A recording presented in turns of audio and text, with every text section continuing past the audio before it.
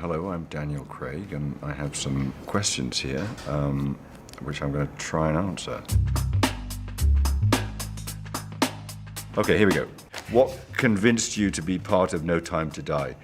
I felt like doing No Time to Die was a chance to wrap up all the loose ends and to finish off what I'd started 15 years ago, and I think we've done that and more.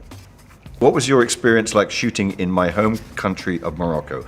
Morocco is one of my most favorite places to go to in the world. That year I went walking in the Atlas Mountains, so I got to see a lot of Morocco that year, and I love being there, and will get back there as soon as I can. How do you think your portrayal of James Bond has evolved with today's perception of masculinity? I hope he's changed a lot while I've been part of him, because what I've always tried to do is never judge him. He's flawed, and his attitude towards the world and towards women is questionable, and I think that's interesting. The way we've tried to deal with it is to cast as strong of female characters as possible, have him go up against those people. I mean, we had Judy for a long while, and I was very lucky and privileged to work with her, and that relationship informed who he is, but also exposes him for what he is, and I think that's interesting. I don't judge the characters I play. I try and let the audience do that. Hey Daniel, why the choice to go with fewer gadgets with your James Bond? This is going to answer a few questions actually. I've loved the gadgets, but my take on them has always been they've got to sort of just to be justified in the movie. You can't really just have gadgets for gadget's sake. They've got to make sense, and they've got to be interesting. My favorite gadgets from the previous movie is always, actually my favorite gadget is, I think Sean Connery used to use this sort of like little silver box with a switch on it and a red light went on. I don't know what it did, but it kind of opened doors, it kind of blew things up, and it was just, that was, simple is best as far as gadgets is concerned. Daniel, have you been injured a lot while filming these movies? Which is the worst injury in here? I have, but that's just par for the course. It's a physical role, and I get bashed up, and in fact, I get injured, but the stunt team get injured all the time, and thankfully we all walk away, and that's all that matters. I broke my ankle on the last movie. I broke my leg on the previous movie. I'm still here. Why have there been longer intervals in between James Bond movies during Daniel Craig's era? Because I broke my leg. Curious to know what stunt from your time as Bond you are most proud of, and what's your favorite stunt from the series? My favorite stunt I've done. There's a few on No Time to Die I'm very proud of, but probably the whole sequence that we filmed in Venice on Casino Royale, and not least of all because that wasn't a lot of stunt work, but Chris Corbett, who designs our physical effects, so that's the things that everything that blows up and everything that, and he designed the sinking Venice house, which was a Venice house that sank into water and then reset and kept going. So we had to be filming in that, and I had to be jumping off things and flying into water. So I'm most proud of that, probably because it's my first movie, and it just was one of the most incredible sets I've ever been on. What has been your favorite outfit as your time as Bond, and which fit from the past is your all-time favorite? Connery knew how to wear a suit. I don't remember which director it was, but the director told Connery to wear the suit home and sleep in it, and then come and wear it. And I think that is how you should wear a suit. I'd say all of the Tom Ford suits I've worn, we've worked really hard with them to create the look. They've been so cooperative over the years during my tenure, and they've allowed us to mess around with their suits, and together we've, I think, produced some amazing suits. Trunks, yep.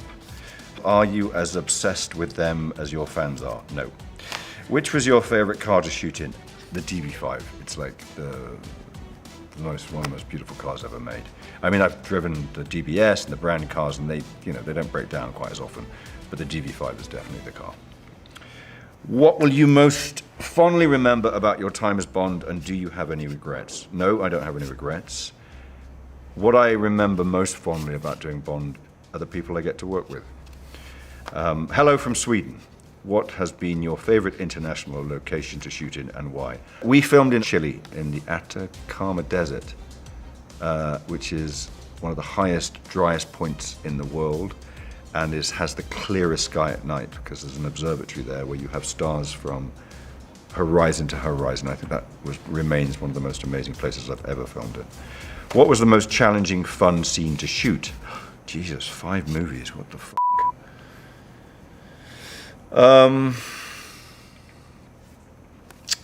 The crane sequence in Casino was one of the most challenging and fun scenes because when I started Casino Royale, I was afraid of heights. And after it, I wasn't. So I had to go up about 60 feet onto scaffolding and walk along beams that were about 6 inches across. No, run across beams that were 6 inches across, 60 feet up in the air, which wasn't fun, but was challenging. What would you like your portrayal of James Bond to be remembered for? The gags. How has James Bond changed Daniel Craig? James Bond has changed my life immeasurably. I mean, it's like, and 99% of it for the better. And I would say it's been, I could never imagine being where I am today without James Bond. So it's been an extraordinary part of my life.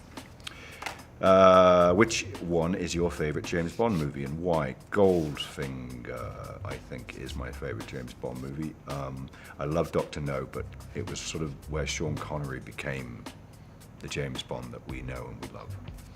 Who is your favorite actor to have played James Bond? Well, clearly me. Sean Connery. Which one informed your performance the most? None of them. I mean, I know that sounds weird, but actually what I did when I took on the role was I said, I can't do impressions of people. I can't try and be Sean Connery or Pierce or Roger. I have to try and be myself. So as much as I watch the films over and over again and they influence the way we shoot the movies, I just tried to be me. How are you, Daniel? Can you do a Sean... Oh, wow, I'm very well, thank you. Can you do a Sean Connery impression for us? Nope.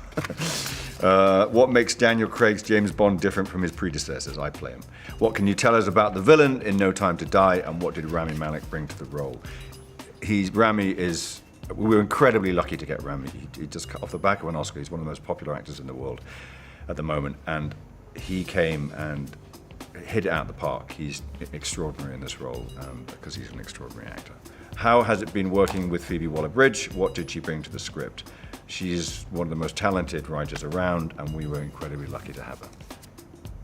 Is there anything else you'd like to add? No, Jesus.